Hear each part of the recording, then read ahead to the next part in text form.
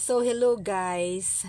So, ito na nga po. Marami po kasing katanong sa akin about po sa pagkawala or nawala ang kanilang Facebook star icon sa kanilang reels and videos. Pero, sa monetization ay mayroon namang star o eligible tayo sa star.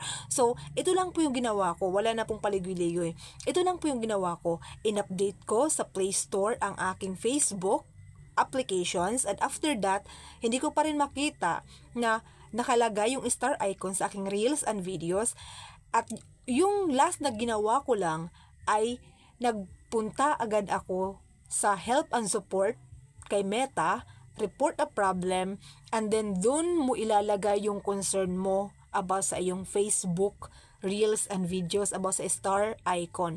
So, yun lang po yung pinakamabilis at mabisang paraan na dapat nating gawin. Para po sa akin, yun po yung pinakamadaling gawin. Kasi dun po tayo mabibigyan agad ng feedback kung ano ba yung dapat nating gawin sa ating star icon na para may balik muli.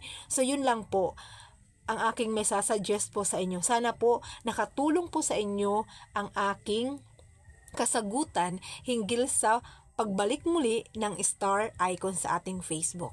Maraming salamat po.